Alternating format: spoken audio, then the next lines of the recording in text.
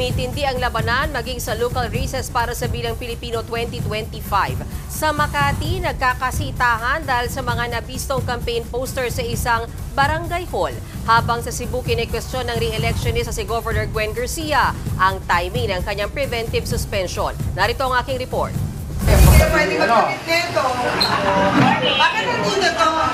Nainis si Senadora at Makati Mayoral candidate Nancy Binay nang makita ang tumpok ng tarpaulin sa barangay hall ng barangay pinagkaisahan sa Makati City. Nang buklatin, nakalagay ang pangalan at mukha ng katunggali at bayaw niyang si Congressman Luis Campos. Itinanggi ng mga taga-barangay na sila ang nagkakabit ng mga tarpaulin. Depensa naman ni Congressman Campos, hindi naman daw nakakabit ang kanyang mga tarpaulin. Nakatupi lang ito at nasa ibabaw ng mesa para makakuha ang sino mang residenteng gustong magkabit ng kanyang tarpaulin sa kanilang bahay. Ipinunto rin ni Campos na sa inilabas na memo ng Civil Service Commission, pwedeng mangampanya ang mga barangay at sangguniang kabataan officials. Sagot naman ni Binay, sang-ayon siyang pwedeng mangampanya ang mga elected official, pero hindi raw pwedeng mamulitika ang mga empleyado ng barangay. Hindi rin daw tamang ilagay ang campaign paraphernalia sa loob ng barangay hall. So mali ho yung sinasabi niya na kaya daw nandun yon para daw kahit sino ay pwedeng kumuha. Dahil ito nga ho, nakasaad sa Section 34 letter B na bawal yon. Itinurn over na ng COMELEC ang issue sa Committee on Kontrabigay.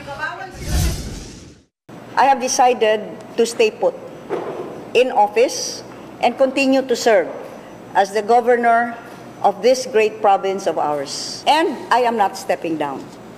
Pinalaga naman ni Cebu Governor Gwen Garcia ang 6 na buwang suspension na iniutos ng Ombudsman. Kaugnayan sa reklamong grave abuse of authority na isinampa laban sa kanya. Nag-ugat ang reklamo sa inisyu niyang special quarry permit para sa Shalom Construction Incorporated noong May 2024 kung saan kasagsagan ng krisis sa tubig sa Cebu. Napag-alamang kulang ang mga dokumento ng kumpanya at walang konsultasyon sa government agencies. Depensa ni Garcia, aprobado ng Provincial Board ang permit at nasa ilalim ng state of calamity noon ang Cebu. Magpapadala ang gobernador ng clarificatory query sa DILG para linawin ang suspension order. Duda rin ang gobernadora sa timing ng pagpapasuspinde sa kanya, lalo't tumatakbo siya bilang re-electionist.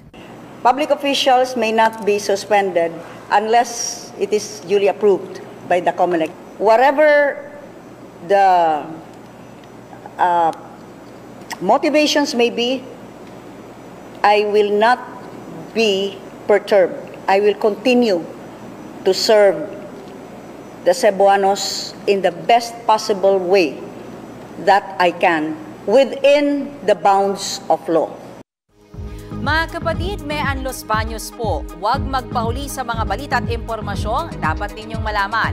Para sa mas malawak na balitaan at diskusyon, mag-follow at mag-subscribe sa social media pages ng News 5.